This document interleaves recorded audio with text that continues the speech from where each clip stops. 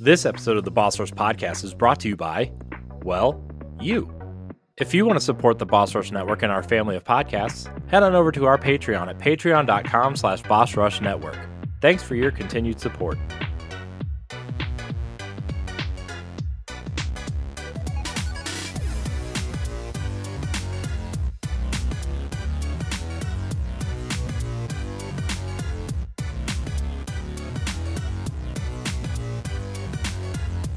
Hello, everybody. Welcome back to the Boss Rush Podcast, a great place to play games and be better. I'm one of your hosts, Corey Deerigan. Alongside me, as always, is the PC muscle race himself, LeRon Dawkins, back in his tank top. Oh, yeah. I would say what's popping, but, you guys already know. His arms are popping out of that tank top. Watch out, ladies and gentlemen, and anyone else. So... Hi, LeRon, I missed you. I missed you too. It's not like we don't speak. It's not like we don't speak the rest of the week before the show happens. Well, we speak, but you don't. You're okay. You're a ghost. Yeah. I mean, like work keeps me busy, and also, I think I've explained this before. But I'm one of those people that I get phone anxiety. Because notifications are always popping off and stuff, and it's one of those things where it's just like I can't sometimes I can't focus enough to deal with it. I get it. I mean it's no offense or nothing. It's just sure. It's just literally like I have to mitigate where so because I mean some phones just do not do a good job of muting notifications. You'll tell the notification to mute itself for 15, 30 minutes, an hour or whatnot, and it does not do the best job of doing that. That's fair, I guess. Also here, PK Power Pat Klein. No setup this time. No setup. Story of my life. I can set you up. Sweet. I know someone, not in Wisconsin, but it's okay. Is she cute? Yeah. We'll talk later. Hi, Pat. Hi. I missed your face too. Yeah, well, maybe if you responded in the chat often, No, I didn't respond this week either. Seriously, I'm the one that gets super excited, and I have no one to get excited with. I'm sorry, Pat. What did you get excited for? I don't know. What was the recent thing? It was probably something Fallout related, or what did we say? What did we get all happy for? Keanu Reeves as Shadow the Hedgehog. Yeah. Are you guys not excited about that? I've only seen half of the first Sonic movie, so. But it's Keanu Reeves as Shadow the Hedgehog. You know who Shadow is. You know who Keanu Reeves is. How is that not a perfect match? In the words of my really, we'll say, old school mother, he's the black one. That is true. She whispers that on the telephone. Yep. Anyways, yeah, Keanu Reeves. I enjoy Keanu. I've been thinking about playing Cyberpunk again, actually, because of he's in that too. I mean, if you think about it, Sonic 3 might as well be set in the Cyberpunk universe. It's got Keanu and Idris. Yeah, might as well be, right? So. Yep. So, yeah. No Stephanie tonight. She abandoned us to go on vacation. Apparently, Bermuda or Bahamas, one of those two.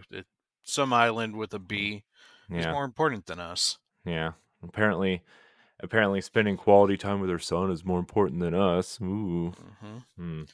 Apparently, not watching the direct because she's somewhere foreign and shouldn't be using her data on her phone is more important than, writing articles for Boss Rush. Yeah. I mean, y'all keep talking. No. I hope she's having fun. Yep. Congratulations on your journey there. Did she get there okay? I think she got there okay. She didn't She really. responded the I think next day. Did she? okay. I was about to say Hmm I don't recall like getting The an update that she was safe and sound. the last thing I remember was her sending the picture from the plane, but I assume that's when they Yeah. took off, not when they landed. Yeah. No, because I made the comment about the indie world, and she the next day made a comment. Of course, it's while I'm on vacation. Oh yeah, you're right. There it So, is. yep. So, So unless she has a really really long layover, she should be there. or got abducted by pirates and they stole her phone. You know what? She was worried about that. Mm, yeah, pirate. Hmm All right, let's stop speaking the doom of Stephanie here. Stephanie, we miss you. Oh man, that I did not watch the indie thing today, and I think I'm okay with I it. saw something about a open, well, kind of like an open world cat game. It's like a mix of a cat game. Is it If you Cat were to Quest? use a cat, uh, and it's like Untitled Goose Game, but with a Oh, cat. Untitled Cat Game. But it actually has a title.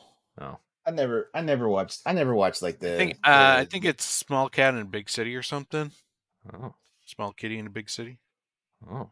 Well, that I sounds. never watched the indie stuff, like whether it's Nintendo or PlayStation. I never watched them. Like I mean, Well, dude, I'm one of those people. Indies are still in a weird place for me as far as games go and stuff like that. I like the nostalgic appearance of them and stuff like that. But like a lot of times, and I don't know, like I don't want to say maybe I'm part of the problem, but it's one of those things where I feel like you're getting to a point where you can't swing a dead cat without hitting some type of indie type game that is either like quality or subpar.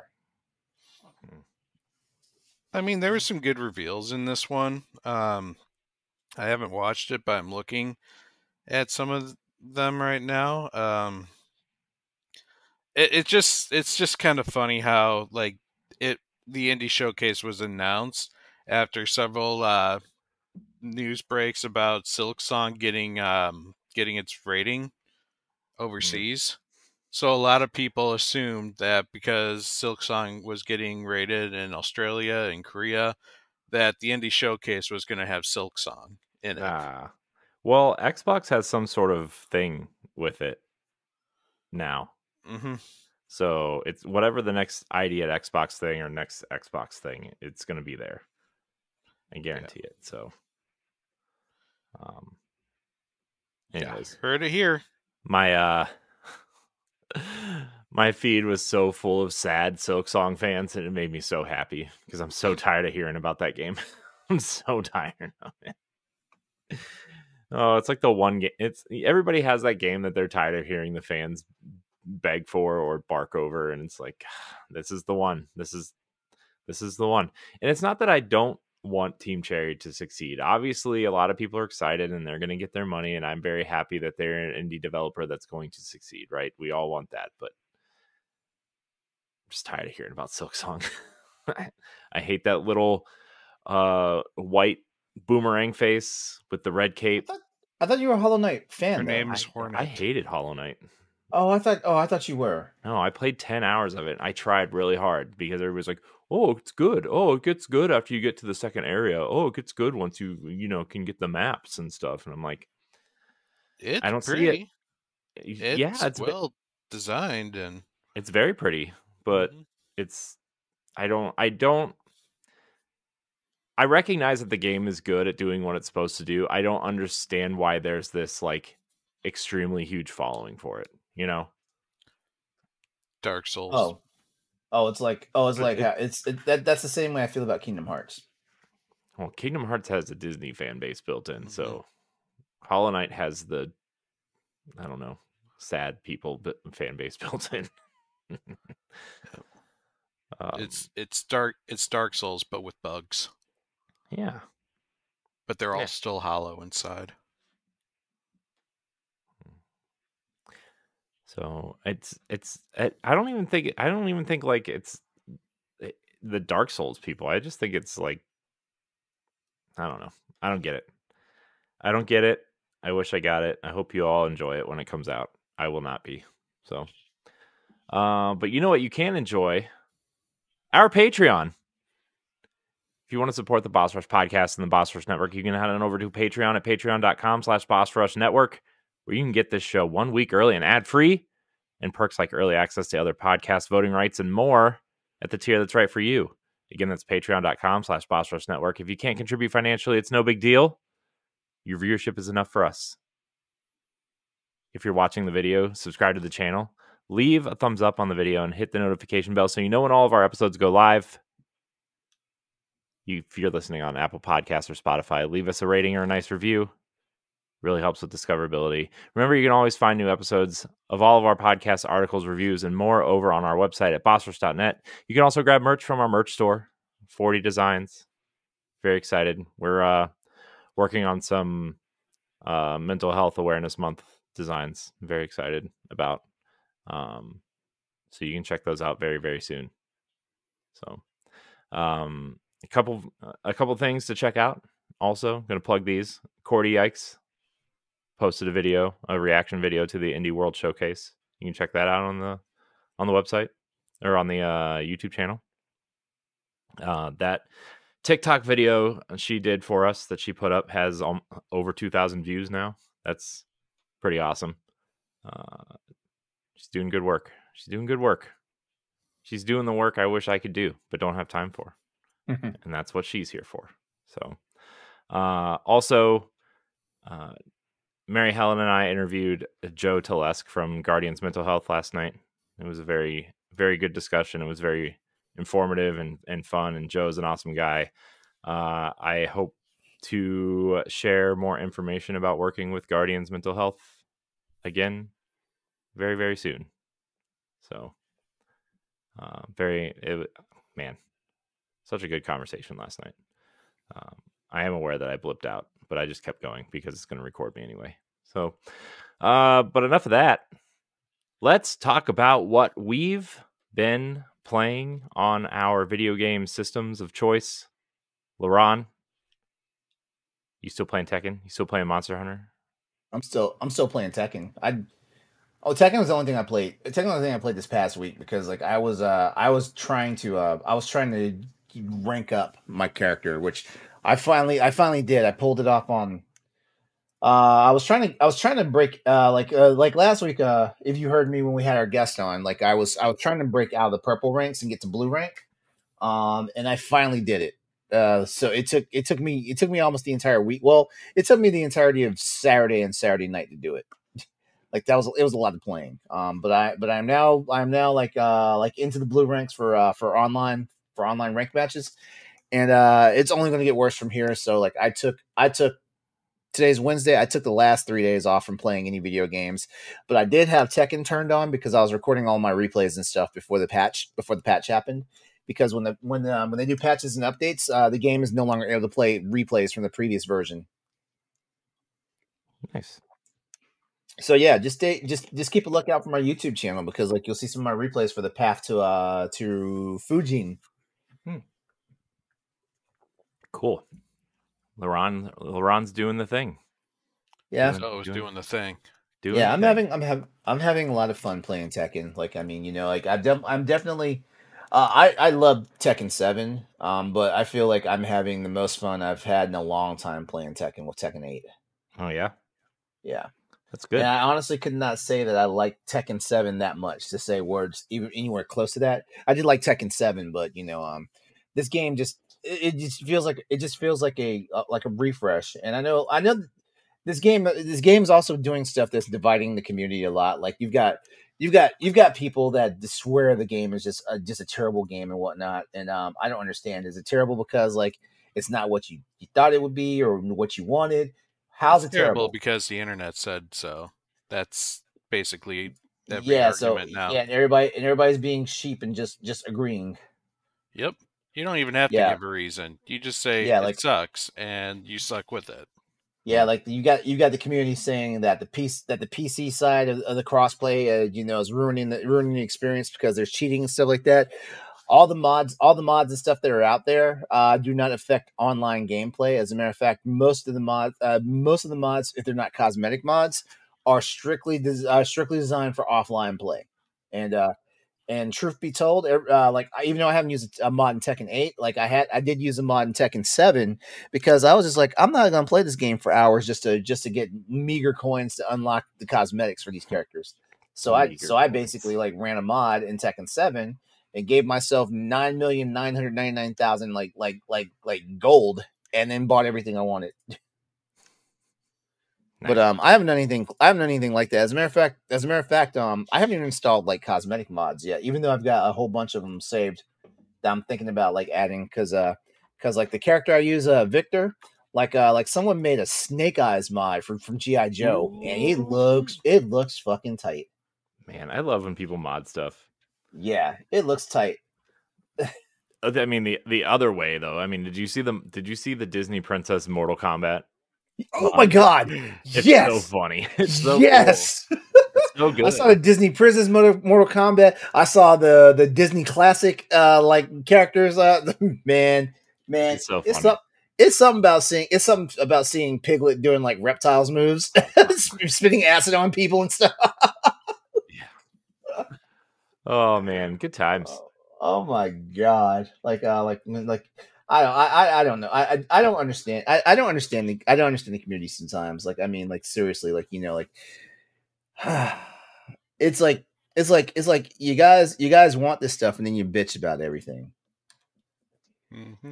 Yeah. It's like everybody wanted crossplay. There's absolute crossplay across 3 platforms: Xbox, PlayStation, and PC. And people aren't satisfied, or people are like, we only want to play like our own people, like, so they want to stay on PSN, they want to stay on Xbox Live. The PC players aren't saying that, you know. The PC players aren't saying that for the simple fact is, like, we actually like when, like, we're actually able to play with our brethren, you know, from on the console side and stuff like that. So I don't know, like, is there some immaturity going on here or something? I don't get it, you know, or are people just pretty butthurt because maybe I'm about to throw some salt on this. Are people upset because like the PC community is actually pretty fucking good at this shit, you know? Yeah. Like it's PC gaming. Like the fact that, you know, like people spend like thousands of dollars on hardware, you know, that means they're serious about their fucking gaming. You know, like nobody's gonna be trying to play you on like a $900 laptop that technically isn't designed for gaming. Nobody is serious about gaming is going to do that, you know. Yeah. And also people are also bitching, but they forget that, you know, part of the PC community is the ROG Ally, the Steam Deck, and stuff like that, you know. Mm-hmm. So it's like PC hardware is everywhere. That's allowing people to play Tekken. Well, not just Tekken, but allowing people to play like PC games in the crossplay environment and stuff like that. And I don't think people understand, like, you know, like what's involved in it. So like, I don't understand the gatekeeping, because like, even though like there's hashtag PC Master Race and stuff like that, PC gamers aren't gatekeeping shit. Yeah. As a matter of fact, PC gamers are actually elevating the quality of life for these games, because like 9 times out of 10, all these mods that are actually on the PC find their way into the console side, because the developers see this stuff, and that's why we have all those good ass mods in all those fucking games, like, you know, like whether it's Quake or Fallout or whatnot, you know. That's the reason why. That's the reason why, like, your freaking train simulator game, you know, like actually had an update or an expansion that actually put, you know, allowed mods, you know, like you had a mod builder, you know, and stuff like that. But I don't know, people don't understand it. They just want to say, like, you know, because the PC environment makes it easy to cheat, which that is true, that is just ruining the game. It's just ruining all the games. Yeah, it'll do that. It'll do that, you know. People will do that and ruin people's experiences, but you know what? Just don't hang out with those people. Block them. Yeah, I also think there's a lack of uneducation, because, you know, like I said, like going back to the Tekken thing real fast. If someone actually like somebody actually went to the pages and looked at the mods and stuff like that, everything in the description says that it's just offline or single player mods. Like, it does not affect the online community. So like, if you're getting your ass beat by somebody, online and stuff like that, like, it's because your skill is not up to par. And Yeah. I say that as someone who fought tooth and claw to get to the rank I'm at, and I'm past the halfway hump of getting to like the final ranks and stuff like that, but I am not that good, Oh, LeRon, you're amazing. You're the best Tekken player I know. Yep. Okay, Agreed. the best you guys know, yeah, but trust me, I am nowhere close to the best Tekken players that I know, and I'm talking about people in real life, not just people I watch on the tournament circuit. Although Josh, formerly of the EXP cast, might be able to give you a run for your money. I'd love to play him. I see him online from time to time. Yeah, I don't know how good he is. I just know that Tekken was his shit. So he plays a lot because I get the notification when he's online playing Tekken. Well, he also is the CEO of a multi tournament league. So yeah. I know he runs a fighting game tournament. Mm-hmm. Yep. So I'd love to play him. Do it, stream it. I'm glad you're enjoying Tekken, LeRon. Yeah, it's always good to find a game that you can just stick with. It's bad for podcasting, but good for the soul. Mm-hmm. Is it bad for podcast? Oh, you mean because like I don't wind up having a variety of games to talk about when we get to our "What Are We Playing" segments? Yeah. Well, look, I'm going to be talking about Destiny for the next 3 months, so I'm just going to warn everybody now. Yeah, I love that Destiny's having a nice resurge, a resurgence. Yeah. I like it. Yeah, I like it. You see, that's one thing. That's one thing I can say. Like as a PC gamer, I celebrate the fact that like games have these resurgences. The Fallout games, because of the series that's out right now, is having a resurgence. Halo gets a resurgence every time the new season of the actual Halo series comes out, even though motherfuckers hate that show for some reason. Yeah, we had a question in for my Destiny podcast about that we're recording tomorrow about why are Amazon's shows so great and Fallout gets it and Halo sucks. And I'm like, I actually really like Halo. I like Halo. Like, I know I like you see that's more gatekeeper nonsense because I've never understood. Okay, like I can't say I never understood it, but I don't understand the people who are purists and they want a TV show or a movie to go the exact same way like the games go and stuff like that. Just for a simple fact is like, are you late? Are you lazy? Do you just want to just rewatch something, instead of like sitting down and playing like the 8 or 9 hour campaign to see the same story? Are you lazy? Because I feel like for me, like the experience the story play out, I think is the fun part of it. Like if you need to watch, like how the game plays out, jump on YouTube and watch someone's let's play or long play. You know what I mean? Mm-hmm. I like the fact that okay, so the Halo show took a lot of liberties because from what I understand, like none of the stuff in the show is happening anywhere close to how it happens in the game. But I also like the fact that at least they're giving the writers a fucking job and letting them create content. Anyone can rehash the stuff that's already been out there. That's why fan fiction exists. Mm-hmm. But when you take an actual existing property and make original stories behind it, that is really what the fan base should always be, like wanting, or asking for. Because guess what? Because like these stories eventually die when the gaming franchise ends. So like, there will be an end to Halo at some point. Just like there will be an end to Destiny at some point. There will be an end to Monster Hunter at some Halo point. continues in one perfect round. Patrick, stop it. All I'm saying is these franchises have a shelf life and stuff like that. Like hence the fact that it looks like Dead Space is dead again. You know what? I blame Jeff Grubb for hurting my soul on this one. I blame him. Yes, I blame him. I know he's your hero, Corey, but I blame him. He's not my hero. I could have lived in my own little like utopia of ignorance, thinking that we're going to get something. It didn't even have to be a Dead Space 2 remake, but it was nice. It was nice to feel like like the Dead Space franchise was getting new life breathed back into it. I mean, even though EA swears up and down, like like they're like there's no validity to like the whole thing, you know. yeah. Well, look, But I mean, it's not Jeff Grubb's fault that that game didn't sell well.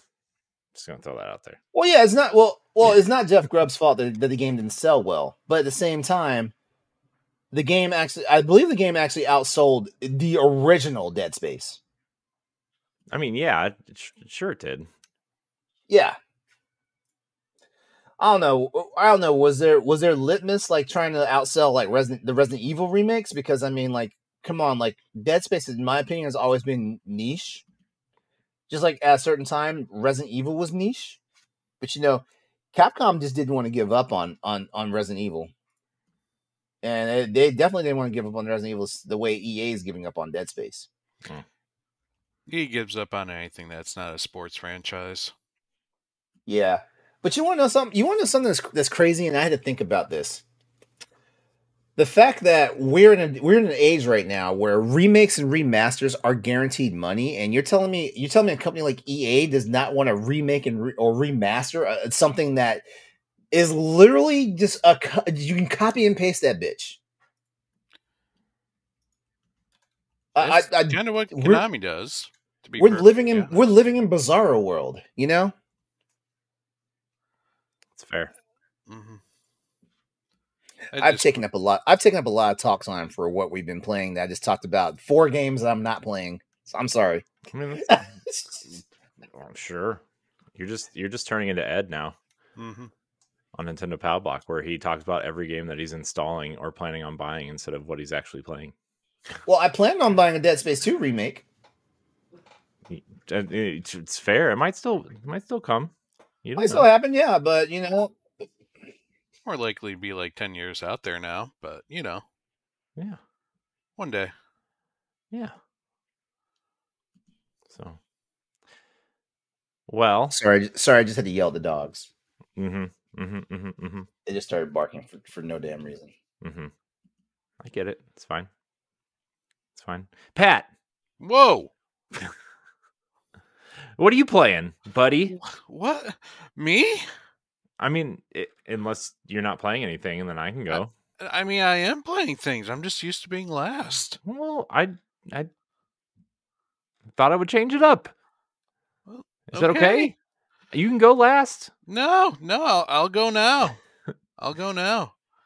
All right. Well, I finished 2 games over the course of last week. You finished more games. Pat's like, you're not the boss of me. You finished more games in a week than I have finished all year. Yeah, that's true. Though, granted, these games are on the shorter side. They're indies and they're shorter. It's a nice break after playing 2 massive JRPGs to get some of these smaller ones out of the way. And so now I can focus on another massive JRPG. Well, not really massive. It's pretty long. We'll see. Anyways, I'm not talking about that game. I'm talking about game number 14 of 2024 and also 1,000 gamer points, Botany Manor. Ooh. What is this? What is this? Please explain. This is a first-person puzzle game where you play as a woman botanist in the it's either the late 1800s or the early 1900s. I can't remember anymore. And she wants to be like renowned, but of course it's more of a man's society to be the education or a professor. So she finally gets a publisher to agree to publish something for her, but she has to fill up a journal of plants that are very rare to bloom. And so that's that's the goal of the game, is to bloom 12 different species of plants by kind of simulating their environment through like puzzles. For example, maybe one of the plants only blooms during thunderstorms, so you have to try and simulate some way to, make it seem like there's a storm out there, or some will only bloom at a certain heat range. It's you find these clues all throughout the manor, based on kind of where they're located. and other kind of species of plants through notes that you find, and eventually you get enough clues that you can simulate how this plant is supposed to bloom and bloom it, and then fill out your journal for it. It's a very cozy game. Nice. Yep. I think my one ex coworker texted me the other day, and she said that she got it and she really enjoyed it. So, Mhm. which is weird because like it's not weird, I guess, but it's strange when somebody who is like kind of known for not knowing anything about games really, like her favorite games are Zelda games, and that's usually like all she plays. And then she started playing other games because we started talking about other games, Mhm. and so that was and now she's like exploring games, and it's fun. Isn't that cool? It is cool, and Yeah. this was one that she wanted to try out. I said, "Do it." Yeah, it got great reviews. Honestly, I thought the game was a blast. The puzzles are, a nice. Each one plant that you bloom is very different from another plant. Um, it's not terribly long, and it's a pretty easy gamer score if you want to go and try and get the 1,000 points. And it's free on Game Pass. Nice. Yep. And then the next game I got, game number 15 of 2024, and my Platinum 83 is the Brothers remake. Ooh, Got that one going for book club, so I'm not going to really speak a whole lot about it. But you know what? It's another pretty simple, if you follow a guide to get the Platinum Trophy. And it's also probably one of the only games I've gotten the Platinum Trophy before even beating the game. nice, I thought that was a little weird, but you know what? I'll take it. nice. So if you want to hear more about Brothers, though, tune in for our future book club. Yeah. And finally, I watched the entire Fallout season on Amazon Ooh. Prime. Well, that's fun. And let me tell you guys, that show was awesome. Like, Nice. but going back to what LeRon says, it is a show that literally takes the source material but does something original with it. Because this is a story that takes place in the Fallout timeline. This is probably the farthest out the story has gone, and it stays true to a lot of the prior lore, but it also like brings out some revelations that just totally make sense. And it's a fun show. Like there's a lot of there's some fun humor, there's a lot of great action pieces. It's got some great characters, each with their unique personality. I personally really like the Ghoul, played by Walton Goggins. Nice. Yeah, and it's I highly recommend it, guys.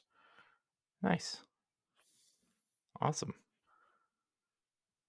Is it better than Halo? Is it worse than Halo? I haven't seen Halo, so I couldn't tell you if I it's knew he was better. going to say he had not seen Halo. I knew he was going to So say I'm that. not going to judge whether or not it's better than Halo, but from my personal experience, it really one made me want to play a Fallout game again. And I did boot up Fallout 3 briefly and played that for like 3 hours. Fallout 4 is actually supposed to be getting its next gen patch here next week, Yeah, so that's yeah. going to be Happy exciting. day, happy day for everybody that's a Fallout fan. Yep. I mean, I've heard rumors that they're remaking or remastering number 3, but I don't Oh, know. that would be nice. That would get me to pick Fallout back up. Hmm. Ooh. Cause Also, I actually like 3. yeah, no, that's why I wanted to go back. It's like I remember 3 being really good, but it was also my first Fallout that I experienced. And also Uh huh. 3 has Liam Neeson who plays as your father. I mean, how cool is that? Ooh. Yeah. But and so I also like so I started playing 3, just kind of messing around with it a bit. I'll go back to it eventually. I still got more. I like to try and get the newer things done before I go back to some older ones. But also, with the recent Fallout TV show, Todd Howard came out and said that Fallout New Vegas is in fact canon. So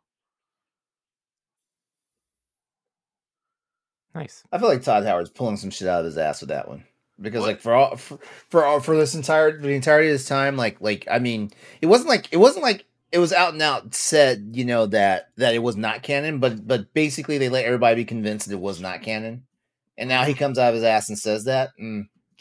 Well, I mean, there's just kind of a reason he said that, but I'm not gonna go into that reason. But needs to say, watch the show. Okay, so it's something related to what's happening in the show. Yep, Okay. that is tied into the lore of New Vegas. So Ooh. Lore of New Vegas, eh? What a great game. Yep, Nice. that's New me. Vegas. Only Fallout game I ever finished. Really? Yep. Wow. I think it's the only Bethesda game I've ever finished. Like Bethesda Game Studios game I've ever finished. Well, you know what? You got a leg up on me. I have not finished any of the Fallout games. I played them, I've replayed them multiple times, but I've never actually finished it. There was always something about the whole I want to be able to be all the factions at once and like experience the whole game, but unfortunately you can't really do that in a Fallout game. It's once you choose a faction, you're kind of stuck in that, and the other factions hate you. So, which faction did you choose for Vegas? I don't remember, dude. It was like 20 years ago. Oh, I just know, I had a cowboy hat on for a while. cool. That's cool. Yep. Anyway, it's your turn. I have been playing Destiny. Shocker. With a cowboy hat? No. Yeah, actually, one of my builds does have a cowboy hat. My armamentarium build, where I get extra grenades. And I found some build crafting guides where your grenade charge just fills up. Just keeps filling up. Filling up. So like just endless grenades. Kinda, almost, yeah. Yeah, it's kind of cool. If you have the right build, I don't have the helmet for the build, but I have the chest piece for the build, which it gives your charged melee kills give you extra grenade energy, and your extra grenade energy gives you melee energy for your charge. So it's kind of like, you kind of have to switch between them, but it's fun. It's great. So, but I've been playing the new Onslaught mode, which is kind of their version of Horde mode. Getting some cool weapons, chasing the shinies. It's awesome. Gotta chase some shinies. Yeah, it's fun. It's great. I don't really know what else to say here because I know nobody's gonna understand what I say, but I'm really enjoying it. I'm trying to wrap up some quests trying to wrap up some quests that I haven't finished yet from previous expansions, so I can kind of go in with a clean quest log. And I have, it kind of sucks. I have 53 unfinished quests.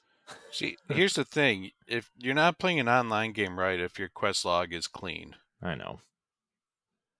The whole goal is that when you're working on one quest is to gain at least 5 more quests. Yeah.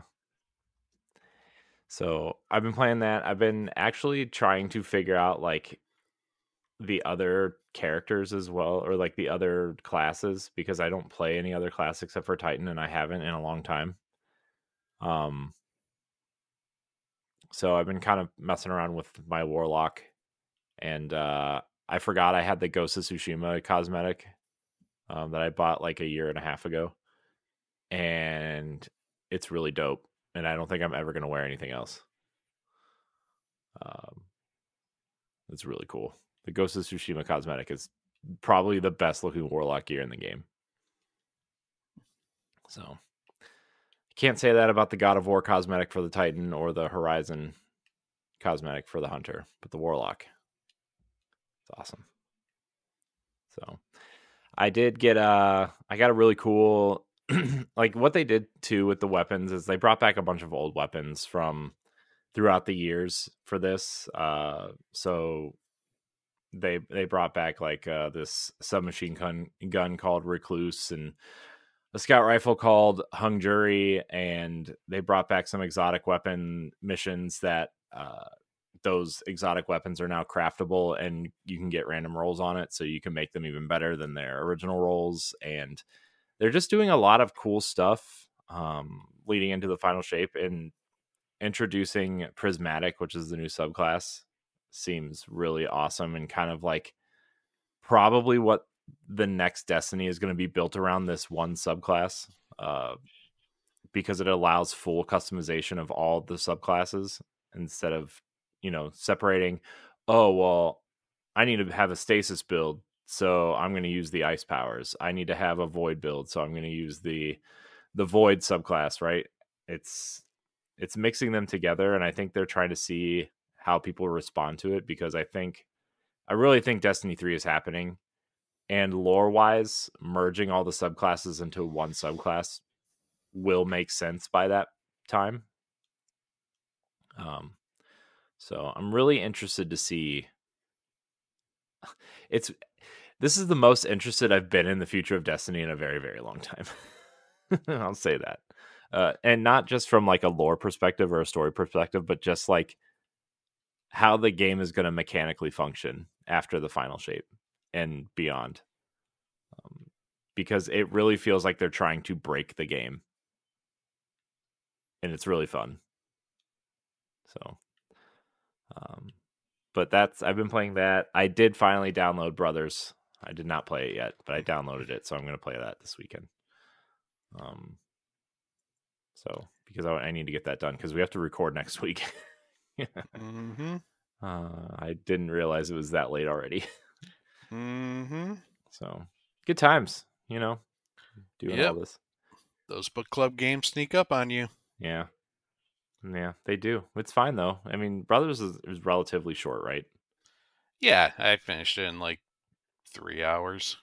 Yeah, that's one sitting. I can do that. Mm-hmm. I finished it in one sitting. Yeah. I'm excited for it though. I hear the ending is sad. You never played it? No, that's why I didn't play it, because I heard the ending was sad. Oh, yeah. That's exactly why I didn't play it. Well, it's an experience. We'll put it that way. Yeah. So, I feel like I played something else too. What did I play? I played something else. Oh, I played Disney Dreamlight Valley. Nobody cares about that. You guys don't want to hear about that. The Monsters Inc. Star Path is ending, so I had to, buy the rest of my Star Path because I didn't finish it. It's cool though. So have they announced what the next expansion is going to be on that? No, A Rift in Time is kind of the current expansion, but the Star Paths are kind of like their battle passes. Mm-hmm. And so they usually after one ends, they don't have another one right away. Okay. What they'll do is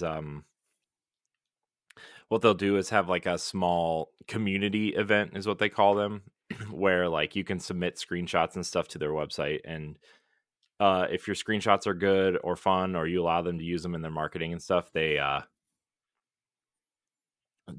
will send you special items in your mailbox and stuff. So it's kind of neat. Really, they're just collecting information from, it's Disney trying to collect information from people, but the idea of it is nice. So I really don't like what my character is wearing, but my daughter likes to dress my character up, and so I have to leave it, because the next time I turn it on and she sees it, she'll be like, "You changed the clothes?" And I'll be like, "Yeah." It's like, hey, I love you, girl, but you're fashion style sucks. Yeah, I mean, she if it was her choice, she would dress like the kid from Big Daddy every day. So probably worse. No offense, I love my kids, but so there's a reason why parents dress their kids and kids don't dress their kids. So one day my son came out with pants on his arms because he thought it was a shirt and it wouldn't fit. So It's a problem when there's not an extra hole up there. yeah, that's what she said. Jokes. Speaking of jokes, let's get into some of these questions, everybody, because that's all I've been playing. I did. Oh, you know what I did watch? Actually, you know what I watched? Actually, I actually watched something on TV. I watched Ted, the teddy bear show. Yeah, the Yeah. TV show Yeah, from Seth MacFarlane. yeah, and it was funny. It was really funny. Nice. It was that comedy is right up my alley. It's so funny. There's a whole episode about going to like Blockbuster and renting porn or a video store and them getting fake IDs. It's so funny. Oh, it's so awesome. And the guy behind the cashier the cashier is like legally blind and can't see the IDs anyway. It's so funny. We also watched the first episode of Mr. and Mrs. Smith on Amazon. What are you thinking about that? I think it's gonna be really fun to watch. Okay, yeah, Rafi and I are on the finale right now. Oh, you are?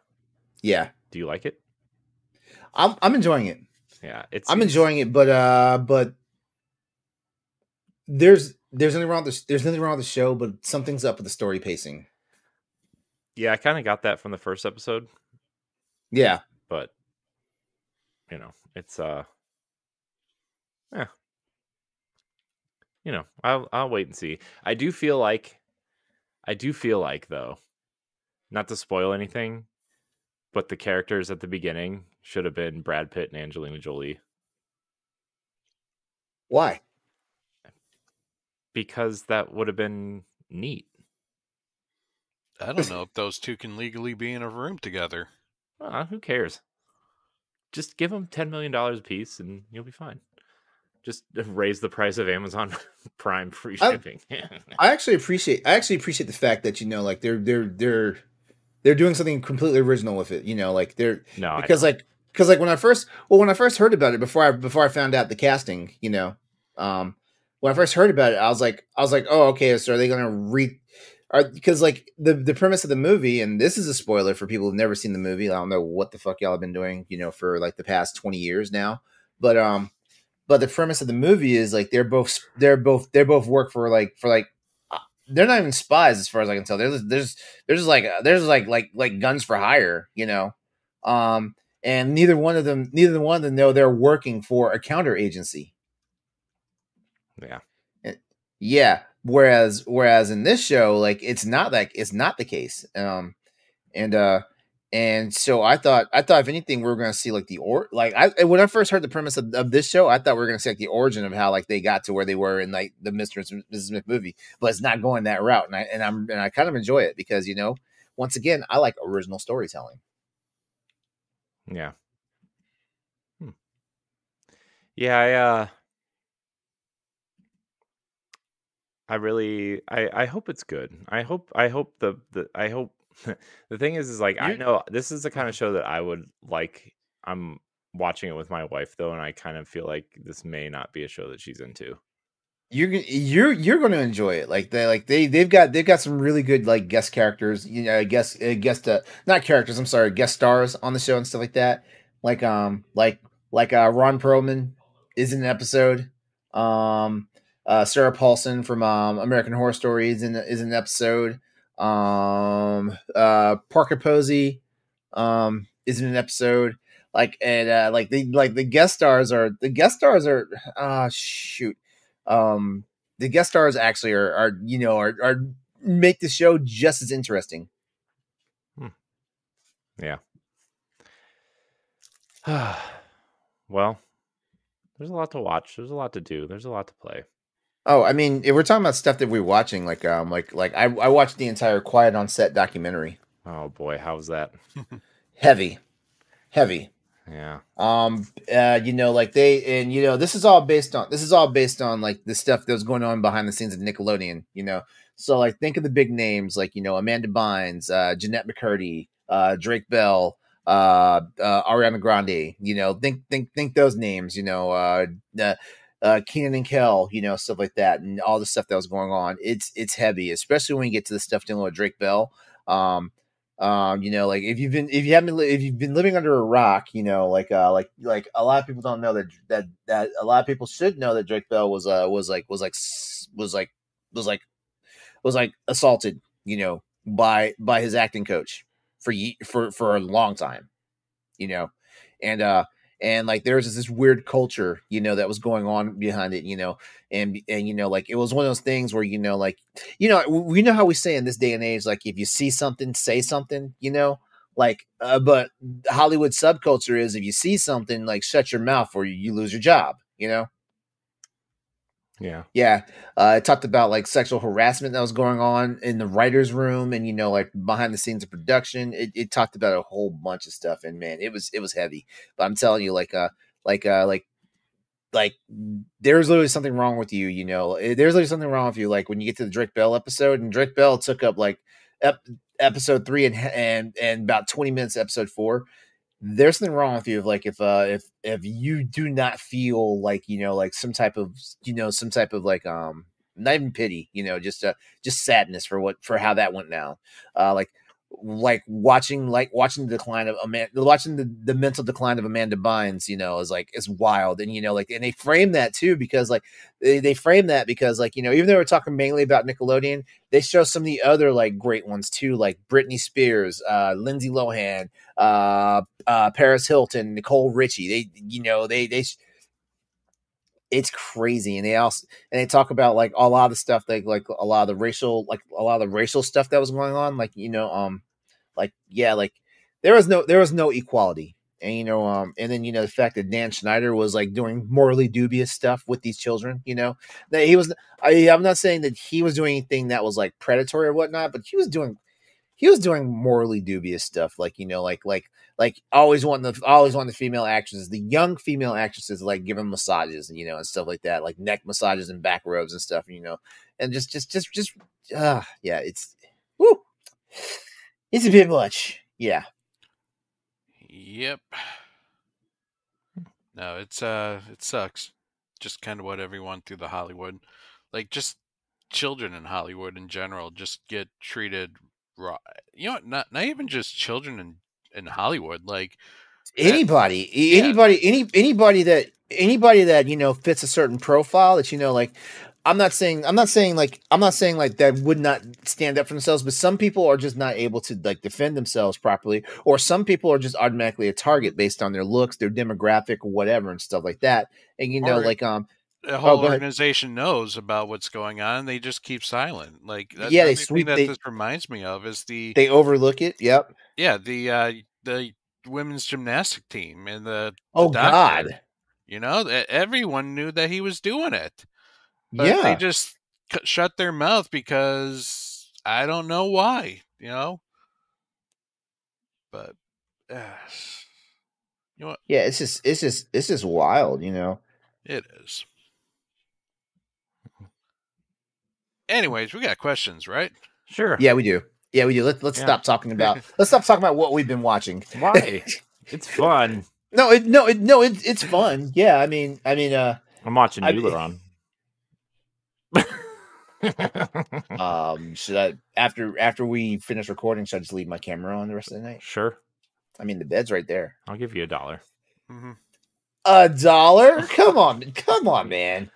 Come on, man. I'm not even gonna loosen my top button for $1. Anyways, let's answer some of these questions. You can email us at podcast.bossrush@gmail.com or tweet at us or join the Discord or leave a question in the question thread on Patreon if you are a paid member at any tier.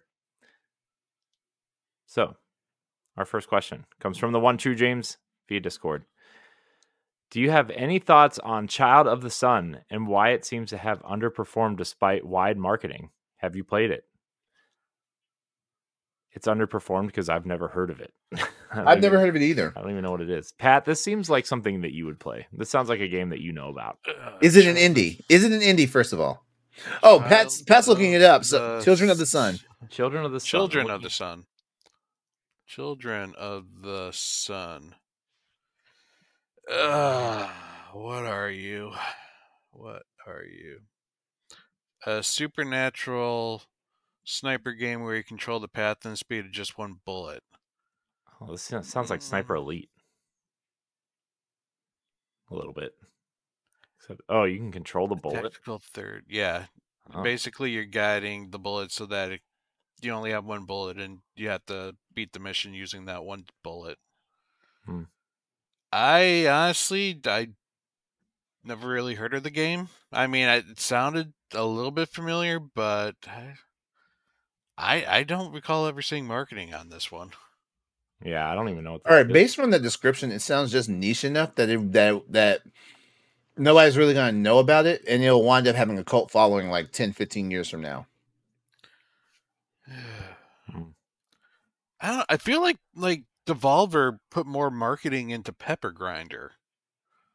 Because I heard a lot about that one, and that one I played. Did Devolver even have a demo for this? Probably not. Oh, it's on the eShop now. Pepper Grinder. This is a Devolver game. Yeah. Oh, you know what? It's also just for Windows. Oh, it's only on Steam, huh? Yeah. Lame sauce. That's why nobody's heard of it. Nobody plays Steam here except for LeRon. I have Steam and I've never heard of it.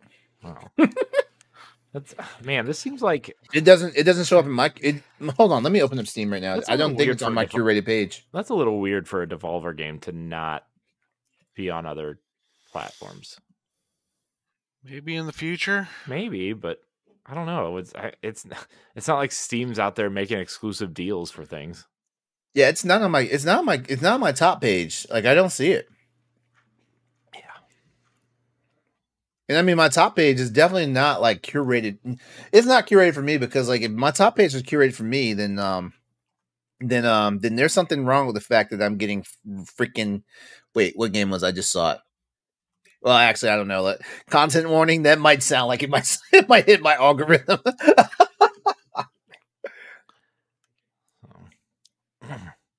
And I'm hearing terrible things about Harold Halibut. Wait, I'm seeing phenomenal reviews about Harold Halibut. I'm seeing middling reviews for Harold Halibut. It's like okay. I mean, I don't even know. It is British stop motion at its finest. Oh God, stop motion! I'm going to throw up. British stop motion. We're talking Wallace and Gromit level. God, pass. Chicken Run level. We should totally do it for a book club. If you'd like to see us do Harold Halibut for a book club game, vote now. I'm adding it to the list, but I will not be participating. We need more people to participate in book club. I mean, I've participated in every single one. I'm calling everybody out. We have a... Fine, I'll start voting. Fine.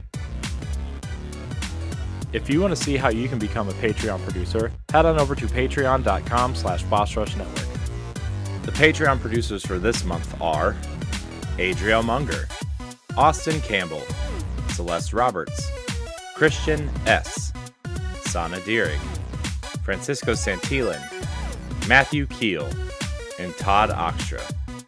Thanks for your continued support of the Boss Rush Network. I would love to. We have an invader. Hi. It's the man, the myth, the legend, Matthew Kiel. Hello. Hi, Matt. How are we? Hi. Hi. Pat, LeRon, Corey. Where have you been? Where have you been all my life, dude?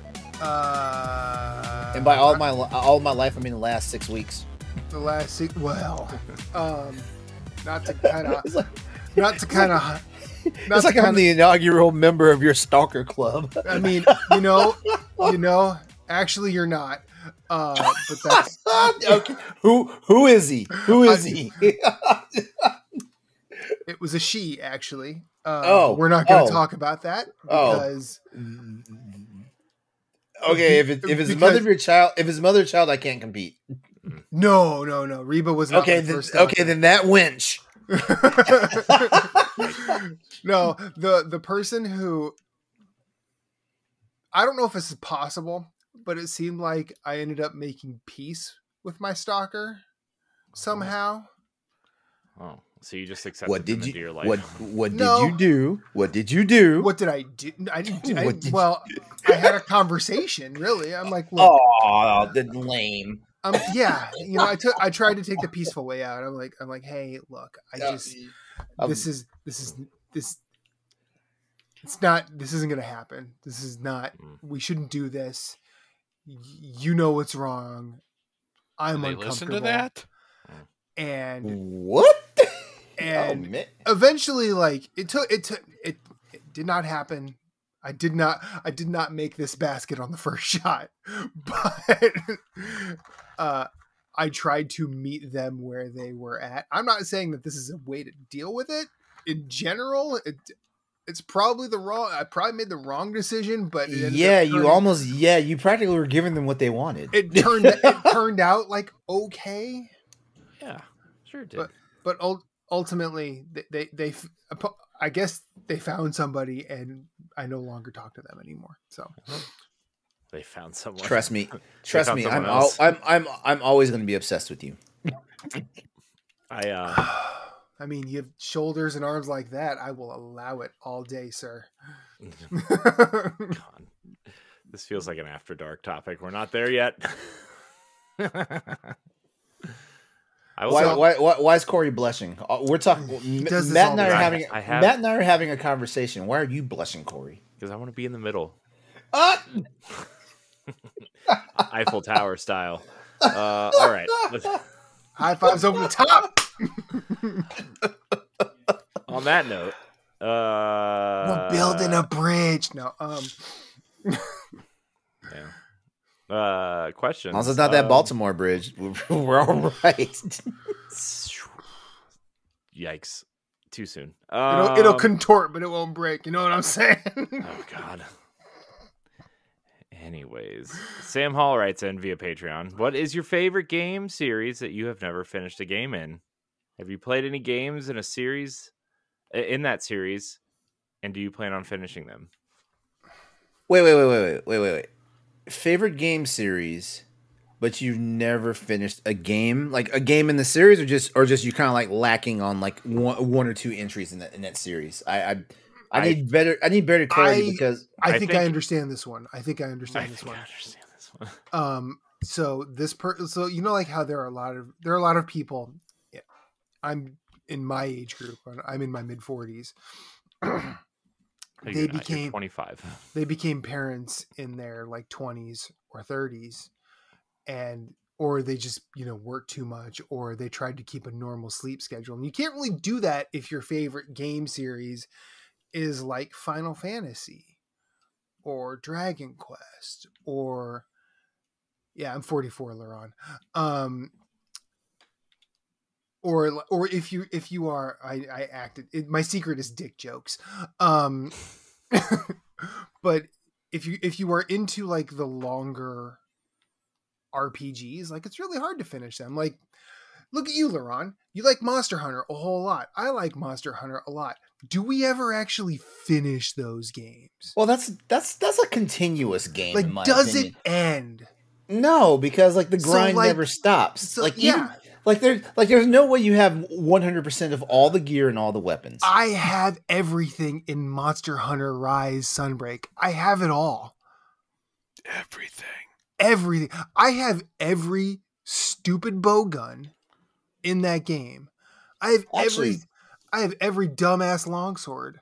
I have every dumbass hammer. Even though I'm currently finished with Monster Hunter Rise, I never fought Primordial Malzeno. Oh, you're missing out. That's Like if there's one fight in Monster Hunter that has made me a fan for life, that's it. Like that's Really? what a Really? That's an Oh endorsement. man, what a glorious fight! It was so worth it to get there. Okay, I guess I'm at the. Ooh, I'm at the. Actually, no. I've been playing Iceborne, so like, it's not like I need to like dust off, like dust, Yeah. like knock off the dust or anything on Rise and So- Sunbreak.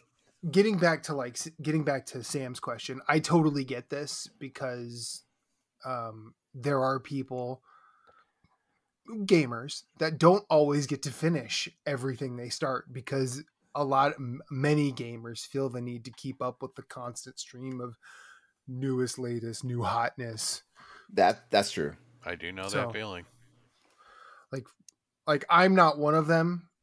I try to finish everything I start. Very rarely do I not at some point, but I don't know if I have anything. You know that what? I've Now not that I've finished. gotten more clarity on it, I do have an answer, but keep going. I found my answer.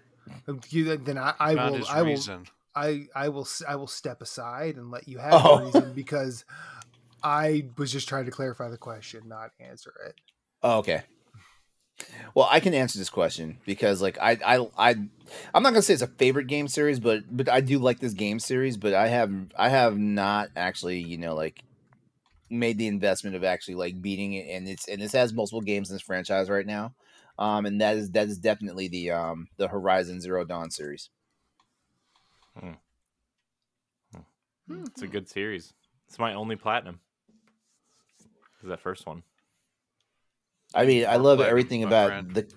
I love everything about the combat, the character design, the creature design. The actual story is actually very compelling and stuff like that. Like it Mhm. it has the makings of everything that checks all the marks. For me. And yeah, I just realized that actually. I can also say Resident Evil because I never beat Resident Evil 4. I have not touched 7. I have not played 8. So you never beat an A Resident Evil? Oh, that's right. Never finished a game in. Oh, never mind. I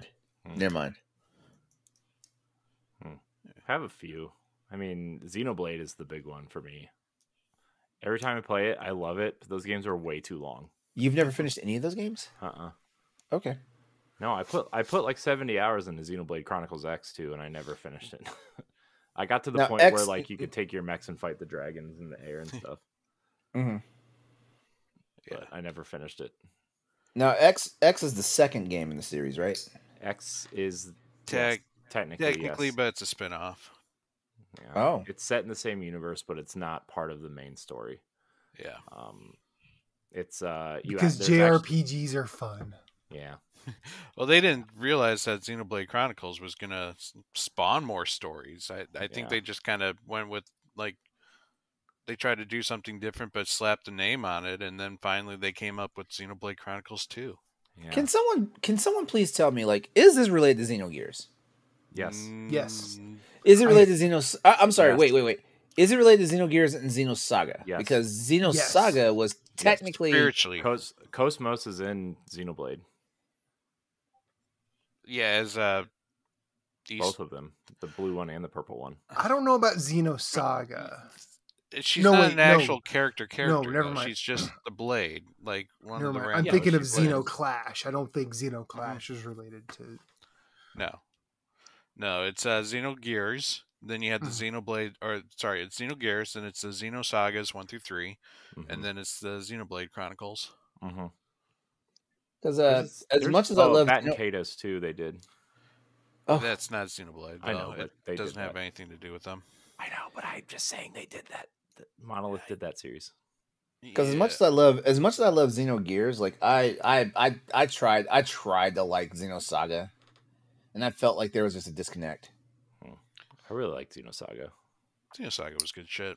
Yeah, I thought about trying to rebuy those games, except for Xenoblade, Xenosaga 2 and 3 are like expensive as hell. I do have Xenosaga 3 still. Don't know why I gave up the other two, but I have 3. That's the expensive one. I replayed Xenogears last year on my Vita. Ooh, Vita boy. Yeah. Mm-hmm. Because I'm a gamer. Yeah, you are. Real gamers play Vita still.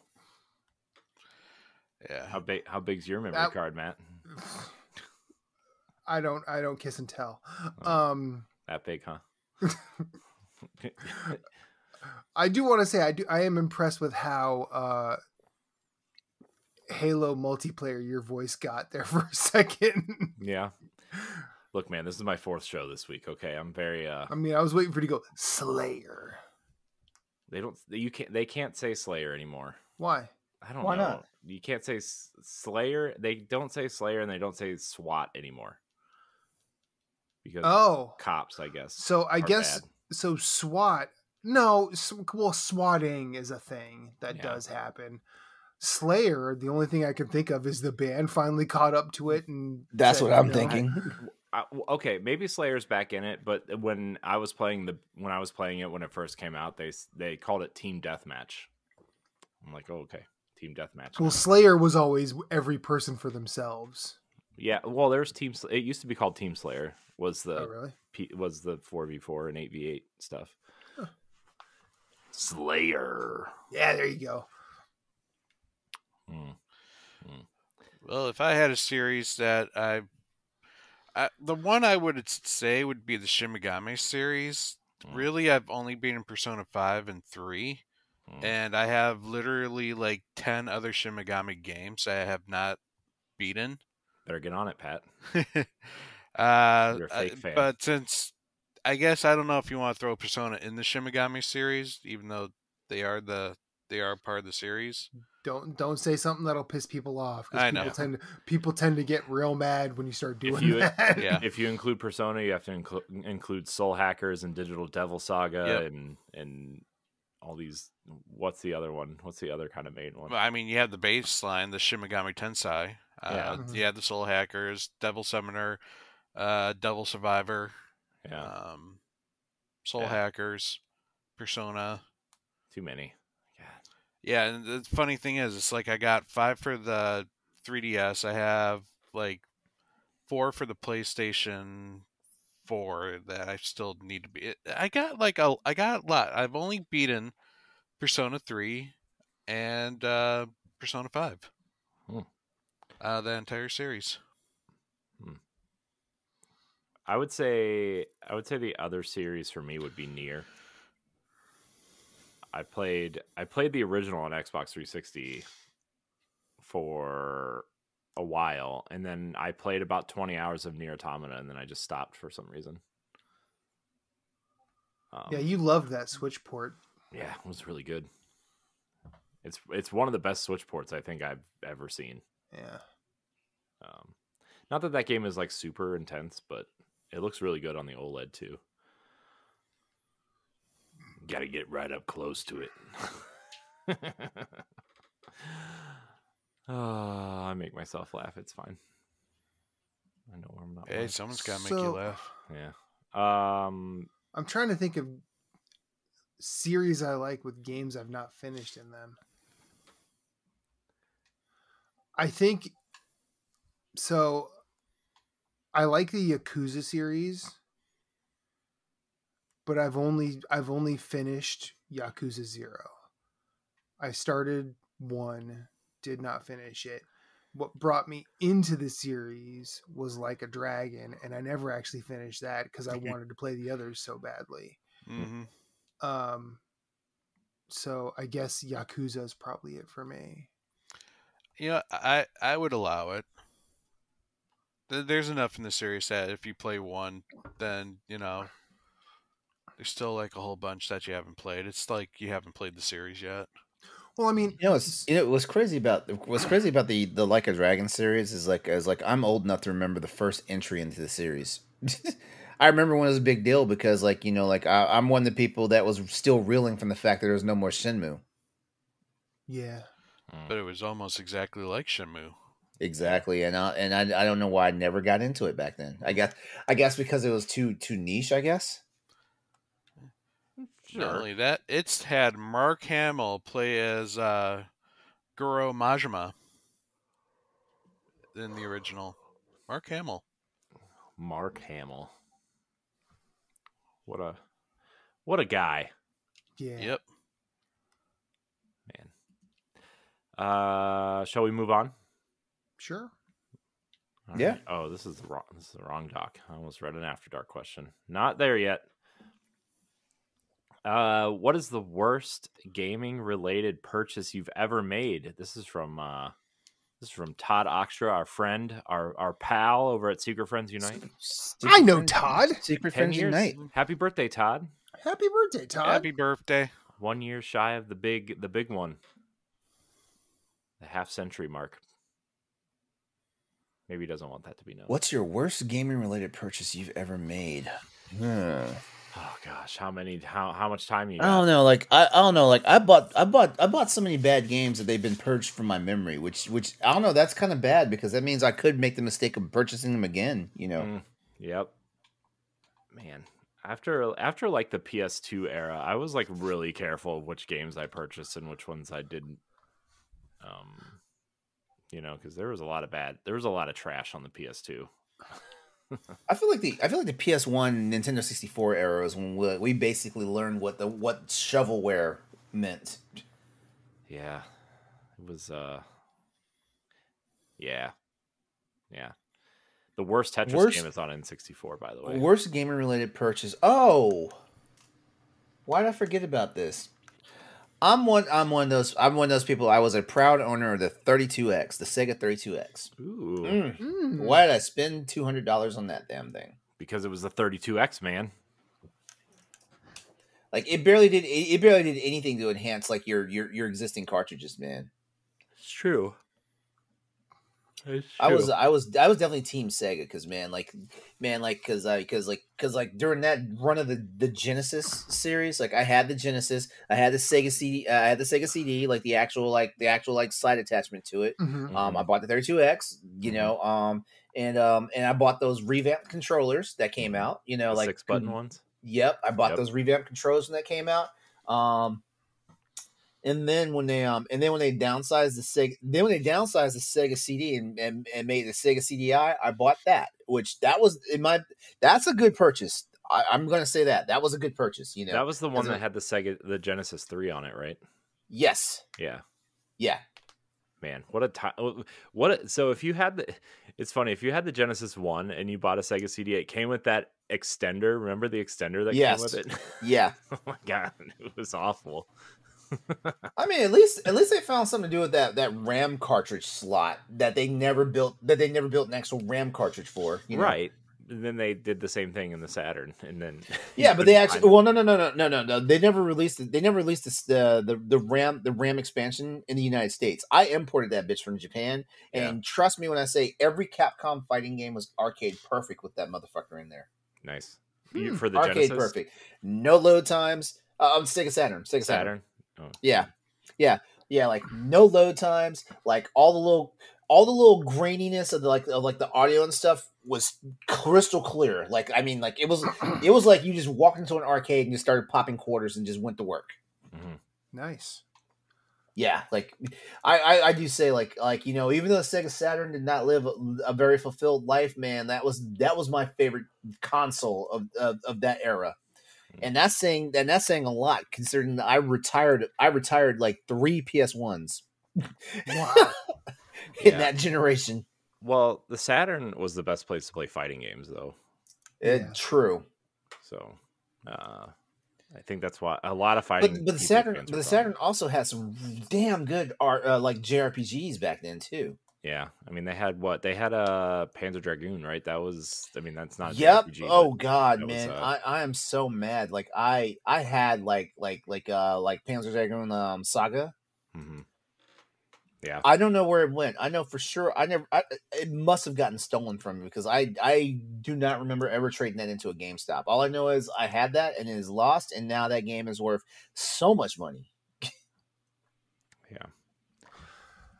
What were the big JRPGs on that? For the Saturn, yeah. we had Guardian Heroes. What else did we have? because there was working designs was still making games. Shoot. So you had some Lunar games on there, at least. Yeah, Lunar, Yeah. Lunar Like the or original. something. Well, that was there. Sega CD. Sega CD announced yeah. launched the Lunar games. Yeah, but there was one on Saturn, right? And then they ended up getting special editions on the PS1. Mm-hmm. Lunar Blue and Lunar Yeah, Silver. let's see. Like, like the Shining Force games got revamps on that. Shining Force 3 was actually. Ooh, hold on. Sega Saturn. All right, the Fancy Star Collection. Saturn. That was a thing. Oh, Langrisser. Yep, that was a thing. They got a better version of Lunar 2 Eternal Blue Complete did come out on the Sega Saturn. Ooh. They did get a better version of Vandal Hearts on the Saturn. But I think you had to import it. Yeah.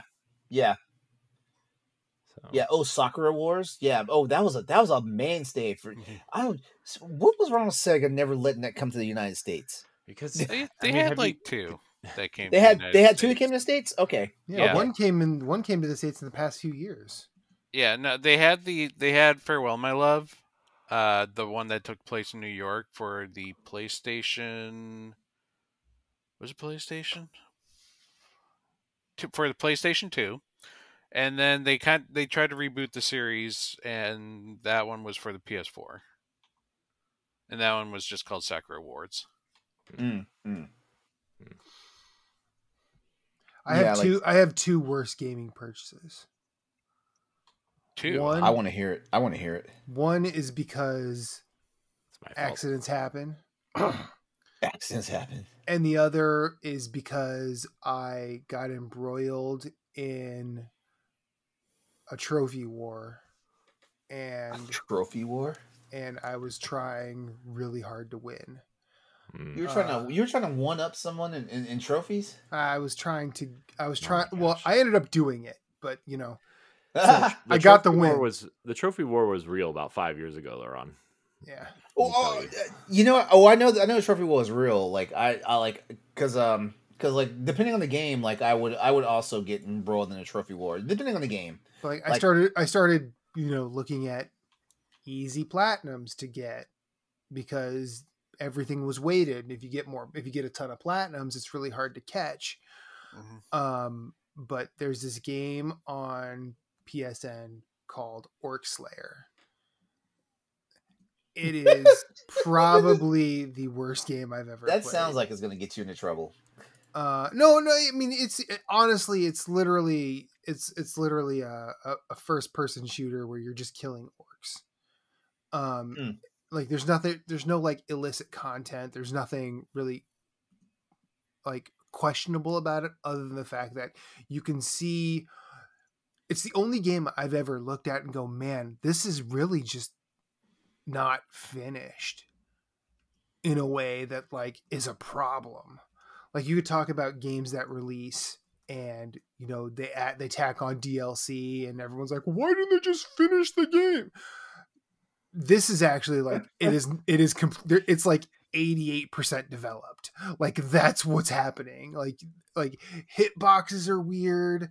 If you had to get headshots, and for some reason, like I must have gotten like 5,000 or 6,000 headshots in these things just to get a 100 headshot trophy. Like it was bad. Like there were so many things that were just incorrect about the game, and none of it had to do with like story or characters or anything. It was actually just the execution of the development. It's the only time I've ever been like, oh, so when people say like a bad game, this is what they mean. Rather than a game they just don't like. And then the other one is a piece of hardware, a handheld that I picked up that I wanted to play a select few games on. And within a week of getting it, something happened. Oh no, something happened? And the piece of hardware broke. So like I say this is a bad purchase because of that rather than the hardware being wrong, but it's the Nintendo 3DS. Oh wow. I bought a 3DS like 5 years ago now. Like after like they had like, you know, basically ceased production of it, and I was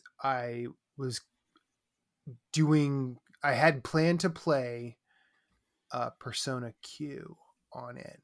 I had it loaded up. I had it ready, and finished doing dishes in my kitchen. Grabbed it, turned, slipped. It falls out of my hands, and my knee lands on it. Ooh. I mean, crushing it. The shell shattered. Like, it was bad. Nobody was hurt. I was fine. Was this the first, like the first edition 3DS? Like, No, you know, no, not no, like no, an no, XL no. or something. It was an XL.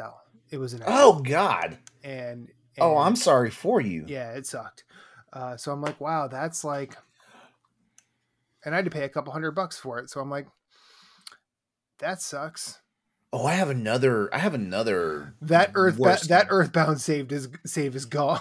Like, Oh you annihilated the freaking cartridge that was inside of it too?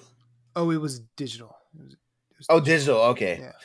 I absolutely detest like Nintendo's digital structure from back then. I hate it. No, I mean, it's just a matter of time before we have to do it all with whatever their next hardware is. True, yeah, but it seems like it's been a lot more forgiving in like the Nintendo Switch era. Like, you know, like it's been easy to like get a new console and recover your software. Yeah, it was not like that with the DS, the 3DS. It was not. It was not. Yeah. Like shit, because I bought a Luigi Mansions 2 I bought a bundle. And like I was so mad when I got the 3DS. I was so mad when I got the 3DS XL because, like, for the life of me, I could not recover that damn Luigi's Mansion. Yeah. And I was like, fuck it, you know? Mm. So, yeah. One is a bad purchase because it was a bad game. The other is a bad purchase because consequences. Yeah. I do have one. Anyone that's a PS1 owner and bought the memory cards that had like the eight slots on them. You know, you press that. My dumb ass bought 2 of them because like the first one that kicked the bucket on me, that had to be a fluke. Mm-hmm. I bought a second one, and the second one did 2 things wrong to me. It corrupted a Final Fantasy VIII save, which is also why I've never finished Final Fantasy VIII. It corrupted a Final Fantasy VIII save.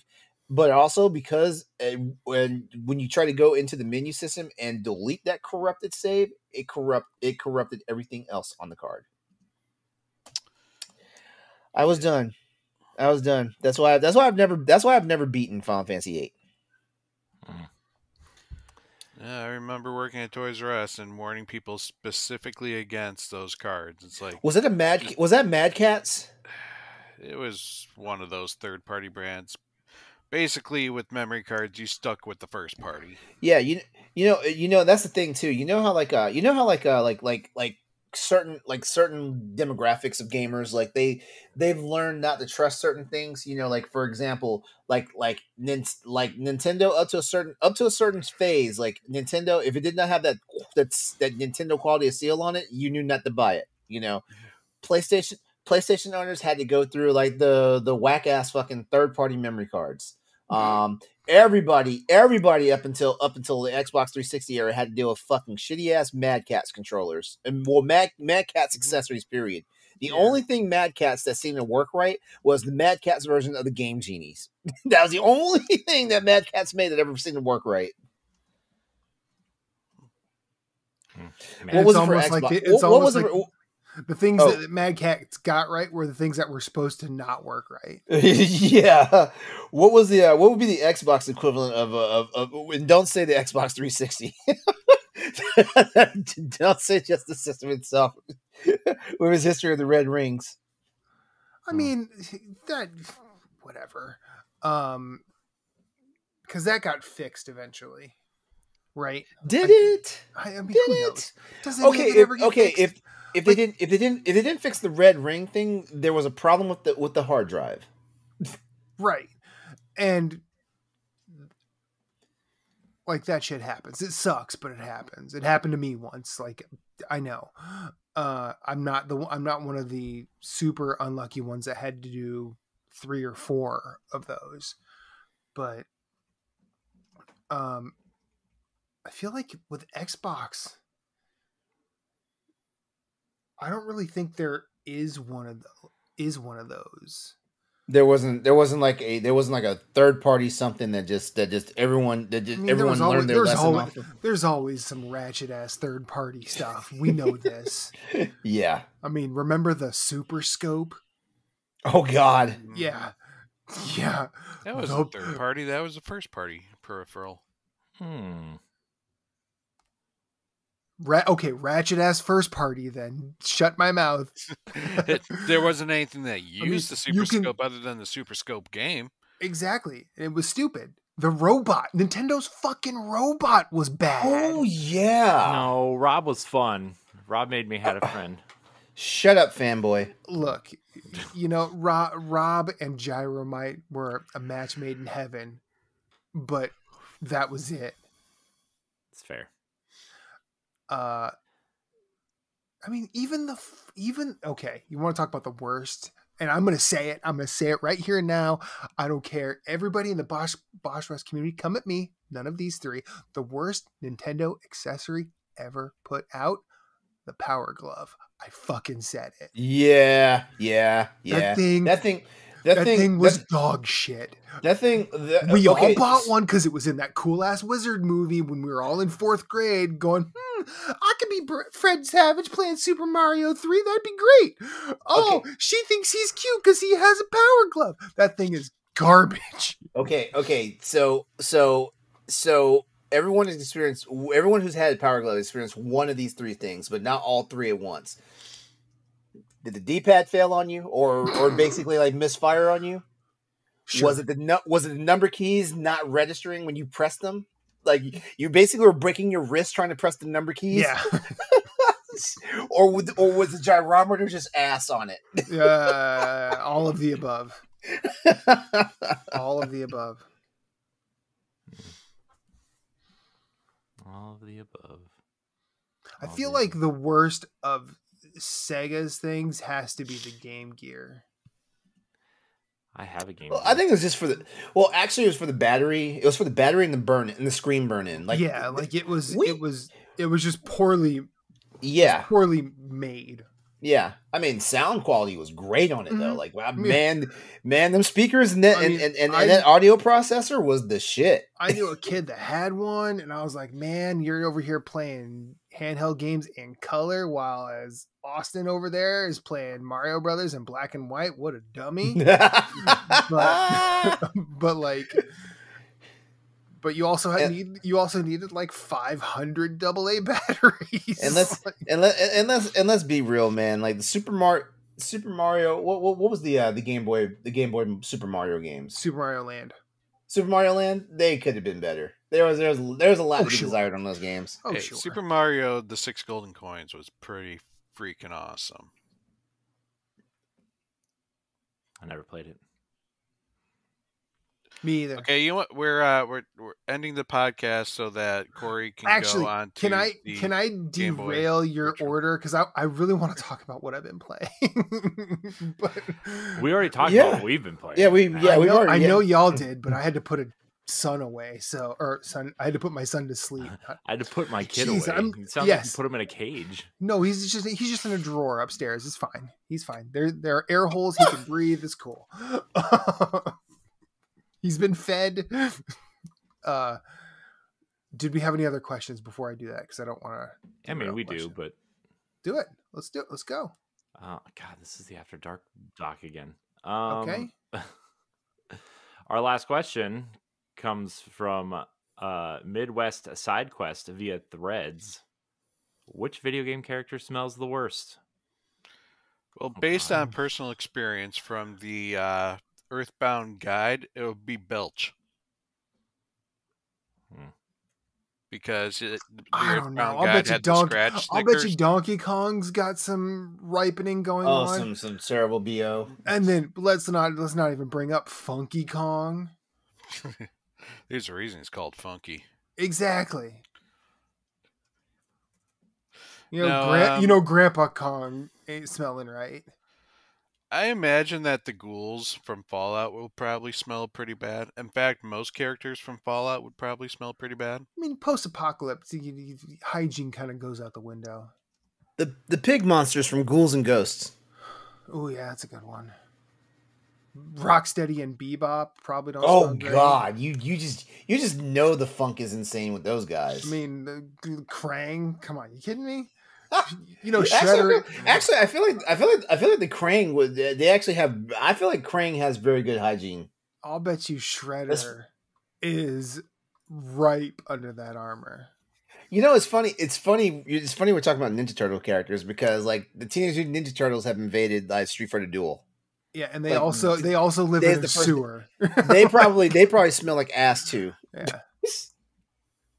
I mean, now let's talk about Mario because plumbers they deal.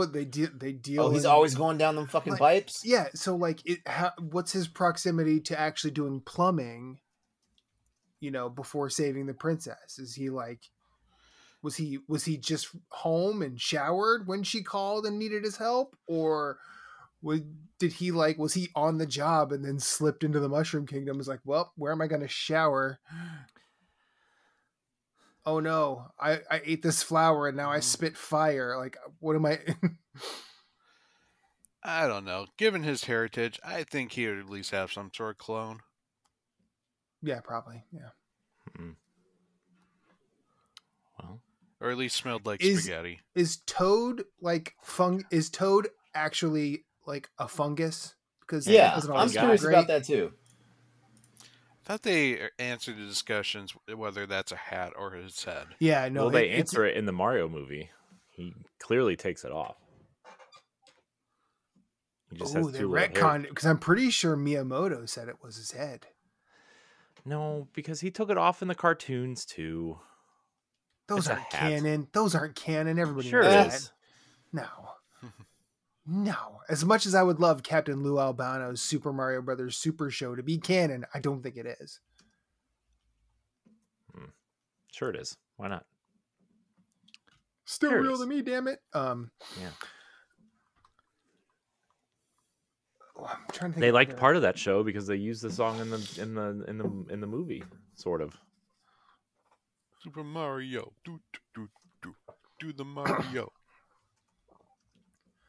Let's see. I mean, I'll bet you Warthog Ganon doesn't exactly smell of roses. Yeah, that's probably true. But human Ganon probably smells fucking divine. Let's be real. Yeah, the the current version of Ganon looks like he takes glorious baths. Yeah. With rose petals. Hygiene to the friggin' he looks like he pampers himself, you know, in between his gym sessions. Yeah, he's like, you know, when I'm not being a villain, I practice self-care, son. I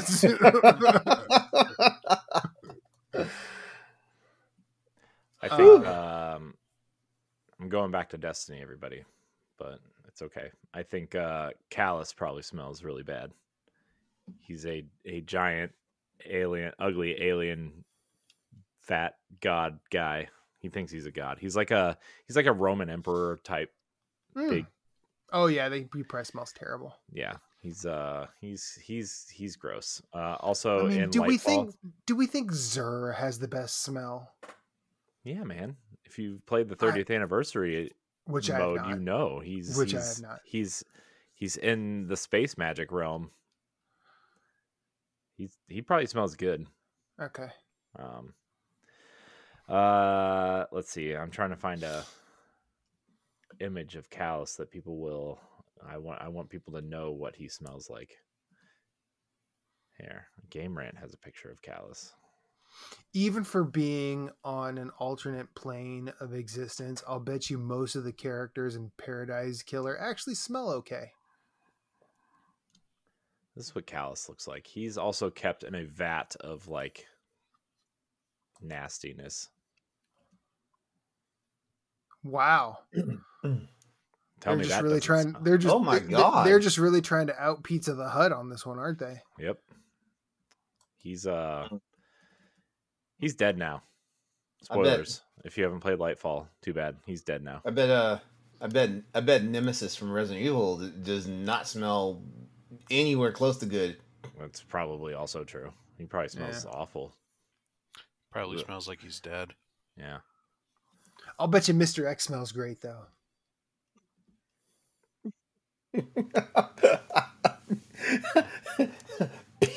He's got a peaty aroma with a trace of lilac.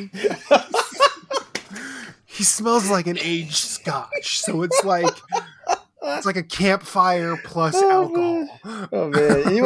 Anyone listening to this pod tonight is gonna think we're insane. The people, yeah.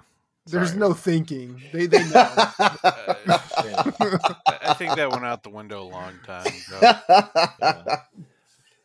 What do you think Banjo-Kazooie and Kazooie smell like? Trash Panda. This is Nerds Gone Rogue. Trash Panda.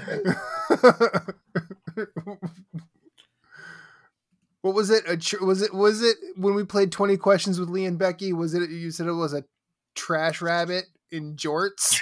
Yeah, I'm sure. Trash rabbit in jorts. Something like that. Oh, man. I miss 20 Questions, man. Oh my god! I have a hard enough time remembering things at work, but I can recall that like nothing. Yeah.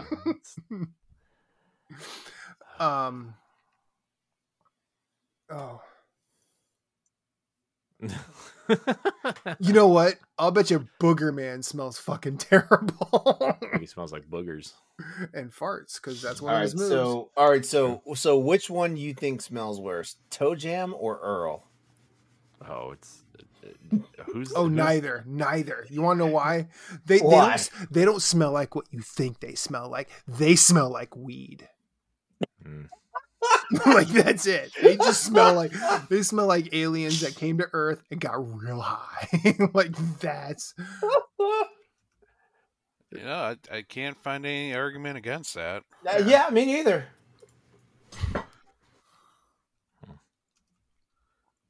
Well, before we go, Matt, do you want to say what you've been playing? What are you playing? I want to talk to you guys about Helldivers. Helldivers 2 is goddamn amazing, and I feel like all three of you, Stephanie included, would enjoy it. Everybody's wanting me to play that game. It's really fun.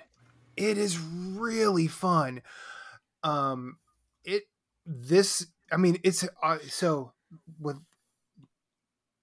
Without trying to be disrespectful, this game is essentially the first game as an over-the-shoulder third-person shooter.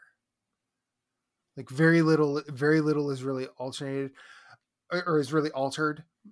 But the twist is they have one person at Arrowhead as like a D&D style GM for this game. Say what now? It is essentially one person against the player base. And it is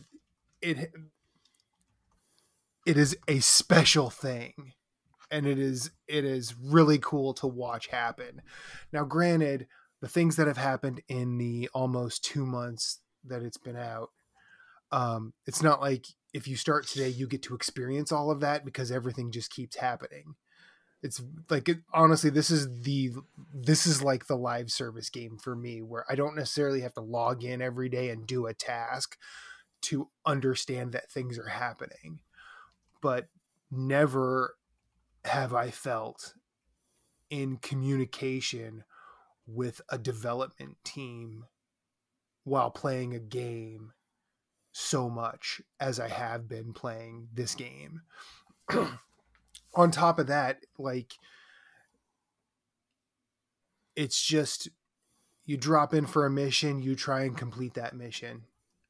That's really it. There's no full-on campaign. The beginning is like your tutorial, and it's really hilarious because they lean into like the Starship Troopers absurdity pretty well. That's kind of what intrigues me with it, actually. But this time out, experiencing the things that I have with this game, this is probably the first person shooter or the third person shooter equivalent to like when people talk about their epic matches in Call of Duty or even their old epic matches in Halo, which I played, but like I never had that experience. It didn't hit me like that. But like I will not forget fighting on Malevelon Creek for the first few times. I will not forget my first week fighting the automatons there, because I thought I'm done with the Terminids. I've gotten to where I can do Helldives there and it's fine. But it is the only thing that has ever really been, and I know this is going to sound very hyperbolic. I don't mean it to, but it's the only really way I can phrase it. But like some of those fights were kind of traumatic in that being that outgunned, that outnumbered, and still like finding the energy to keep fighting. It was wild. I've never been so ready to revel in failing. Like I have on, or like I did on Malevelon Creek. Because I mean, when Malevelon Creek finally got liberated, and it will be taken again because that's how this game works. But when it finally got liberated, it was one of those things. I sat back, I saw that it was, and I sat back with like a sigh of relief, and I'm like, finally, maybe the demons will go away now. Oh my God. It is such a, and this is just like my interaction. I don't expect anybody here to start this game and have that thought process. But the fact that it went there for me, and the fact that, you know, knowing that it's completely, you know, just a game still hitting me that deep, it's a special thing. So how this game works is you start out with a limited amount of stratagems that you can bring on a mission. You unlock them as you gain experience and level up. Ultimately, leveling up does not make you tougher. It just makes your toolbox bigger.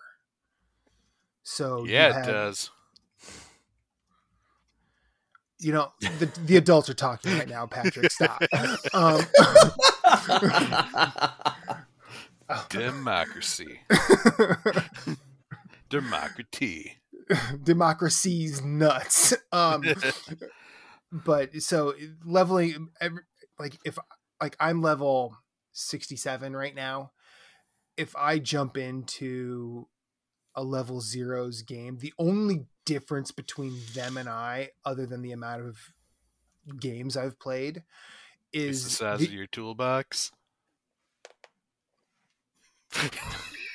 You gotta mess around. Matt's gonna show you a box tonight. Oh. No, he's not worthy. I mean, all of this, he's going down the rungs on the ladder. Jesus, he's climbing out of my bed tonight. But so the only real difference is the number of tools I can choose from. Like that's really it. And some of those tools hit harder, some of them don't, but ultimately, very much like Monster Hunter, every weapon has a certain amount of viability. You just have to know how to use it. And then I leave the space for Patrick, and he's not even there. Hey, you kicked me out of the bedroom. I'm sorry. Fair. But yeah, I love this game so much. I love this game so much that I almost tried to start my own Helldivers podcast because I wanted to talk about it.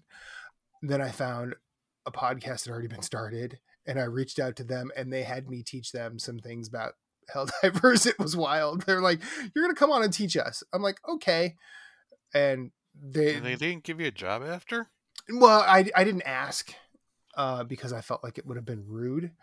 But yeah, I thought that was a nice little interaction, but this game is really cool, and you all should play it. He didn't want to usurp their podcast. Yeah, like I'm not here to big time somebody, and I'm not even big. I'm not a big time person. Sure you are. Not with that attitude. Matt was trying not to come in there swinging his daddy parts. His No. toolbox. Yes. It took him long enough to get back here, but he's here, and we're glad he's back. Thank you, Patrick. You're welcome. But no, the Super Earth Radio podcast was really fun to be a part of and still be around, and I like those guys a lot. They are very earnest in their they're very earnest in their adventures into this series, and when I tell them about things that happened in the first game, they're like, so that could probably happen here. I'm like, yeah. Yeah, it probably will. In fact, you see all this happening right now, we're getting back to where the first game was, even though it's like different like the automatons and the terminids are kind of evolutions on the bugs and the cyborgs in the first game. But the third faction in the first game is supposedly the next rumored one to show up, and that they are the Illuminates, and they basically look like if an Apple store and Wall-E were real angry. Mm-hmm. Like that's what they look like. But yeah, this game is really cool. You should play it. Hopefully you can play with me. I'd love to play with you folks because y'all are fun. Who's fun? You No. and LeRon That's and not- Patrick. You try real hard to not be fun, Corey, but we pull your stick out of the mud every single time. Who's pulling my Wow. stick? Wow. I chose my words. Yeah, you know how to turn a phrase, buddy. Turn something. At least someone's pulling Corey's stick. Oh. That's nobody here. Dude, same. You kids ruin that. Anyways. Yeah, Helldivers is a game I really want to play. I just haven't gotten around to it. So I feel like it is like this one specifically, because I think when I was playing the first one, I would say that it's kind of a top-down Destiny. Mm-hmm. But this one is it's more Destiny, but there's no PvP. Oh, I heard it was like very like the opposite of Destiny. Because no, it's, like, I wouldn't say that. Simplified. I wouldn't say that at all, because Destiny, like the one big turnoff for me, and I'm not like saying that Destiny did this poorly, I'm just saying I didn't like it. The story seemed very like they really want to make this thing epic, whereas the only thing that's really epic in Helldivers is sort of the player experience. And if you're not willing to like let that experience be epic or like experience it that way without some grandiose, possibly overwrought sci-fi story, then I can see why you bounce off of it, because it really is just, I mean, honestly, it's like doing strikes in Destiny. Each mission is essentially a strike. If you try it and fail it, it disappears, and then you can try another one. Like, that's really it. But the overall story is essentially the galactic war that's going on. And you see that whenever you look at the map on your ship. And that changes at least week to week. It can change day to day. But nothing is really withheld from the player. That's all given to you in the game. But it's all given as like bulletins rather than thousands of years ago, you know. Yeah. And I think it's really very cool, and it's really very funny. And I like that it's caught on in a way that it makes me happy that it caught on, because if I like a lot of developers, I have a very strong attachment to a lot of them. I think the only one I would ever want to do PR for is Arrowhead, because I love their work so much. But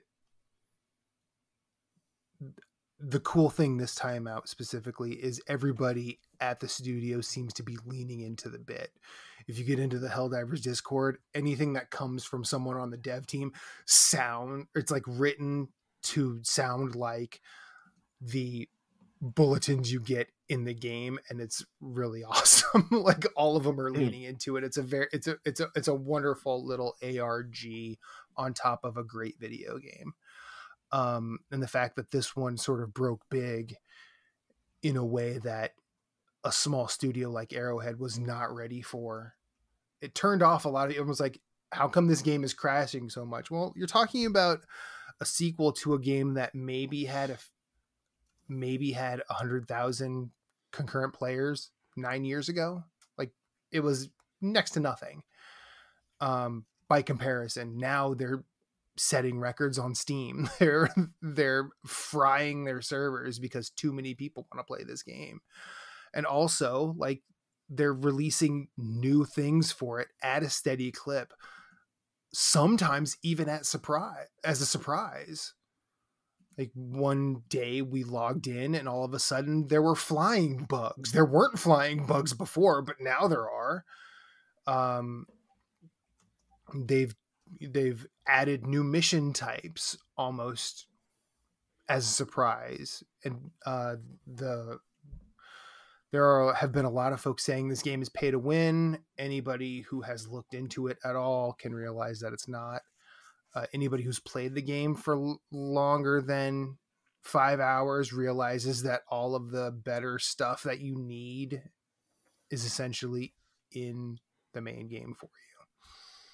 So, Helldivers 2, I'm going to say it right now, it is far and away. It is the game to beat for me this year. Nice. I don't know how many games I'm going to get to play this year, but well, this is the one. But this is like, if y'all have me back for your game of the year stuff, guess what I'm talking about? Number one, I'll just spoil it for you now, unless something changes. Unless Hades 2 is really good in early access. Like, I don't know. Judging by the opinions on Twitter, a lot of people exploded with the Hades 2 tech demo. They don't like it, or no, they loved it a lot. That it made them premature. Oh, mm-hmm. You mean you want to say ejaculate? Sure. Okay, you could say that. Okay, can we, Corey? Is that a word? It's a technical term. It's not. It is an actual dictionary defined term. It's not slang. It's not slander. I don't care. It made them ejaculate in their pants. In their pants? In their pants. That's kind of messy. They didn't even have time to take it out. It just happened. Oh, hate that. It gets all sticky. It's gross. Mm-hmm. But yeah, unless something really special comes out, like, that's probably going to be what I'm talking about at the end of the year, this year. Thank you for letting me talk about that. I've wanted to tell you all about that for so long. Well, that's why you're here. Let's talk about the game that we didn't talk about. Arguably the most popular game of the year. With. Well, what do you mean you have no friends to play with? That's another great thing about this. It is seamlessly crossplay between PC and PlayStation. All right. You know what, Matt? I'm gonna. You were one of the first people to like get me to jump on this. I'm gonna plop $30 down on this. I mean, whoa. I mean, yeah. It's only $30. It's cheap. It's a fairly inexpensive game in this day and age of like $70 games. Yep. And the war bonds that are in the game they're called premium. You have two options there. You can just play the game and get 1,000 credits to unlock either war bond, or they're $10. I've not paid a cent for any of them. You know, that's what I love. That's what I love. And they don't go away. They're not like battle passes where they disappear after that season or whatever. That's nice, because I love when it's pay to win if you want to pay to win. It's not and the thing is, in those war bonds, like the newest one that came out, a lot of those weapons, while they are very special and kind of powerful, you have to have other things already to use them. Mhm. Like I wouldn't like the Eruptor. I wouldn't just say, yeah, get the Eruptor right away. It's perfect. It's the best weapon in the game, because it's 100% not. There are so many setbacks with that. If you just walk in with the Eruptor not knowing what it can do, you'll be confused and you will die. Also, the friendly fire is hilarious.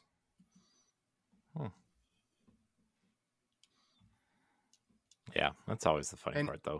Anytime I'm in a squad and we are overrun and someone throws in a cluster bomb, it's inevitably going to kill one of us, and all of us will laugh at it every time. Like throwing in a cluster bomb, back off. Nope, someone's dying. Well, death is always funny. On that note, Matt, I'm glad you're here. I don't like what you did there, Derek. That's okay. That's okay. We'll figure it out later. Anyways, Matt, thanks for joining us tonight. We missed you. Yeah, sorry I was so late. It's not okay, but we'll talk about I it mean, after. I mean, you can yell at my son, but if you do that, I might kill you. So, because that's the reason I had to make sure my son got to bed. Otherwise he was gonna be down here just melting down. Yeah, that's fair. Well, Matt, I'm glad you're here. I think you're gonna be around more often than not. Hopefully, that's true. That's true. We gotta. Matt and I have been talking a little bit behind the scenes. Yeah, because I know Matt wants to do something. I'm about to infect y'all. Mm-hmm. Get ready. So it was going to be a surprise, but Matt was late. So yeah, another time. Yeah, another time. We'll get there. Everybody will forget we can surprise them. It's fine. No, it'll be fine. Everybody out there, thank you so much for watching and or listening to this episode of the Boss Rush Podcast. You can get it 1 week early on Patreon for just $1. If not, your listenership and viewership are enough for us. Pat, LeRon, Matt, thank you for your time tonight, as always. I want to thank everybody out there for watching and or listening and subscribing and sharing with your friends. Until next time, we love you. Goodbye. If you want to see how you can become a Patreon producer, head on over to patreon.com/BossRushNetwork.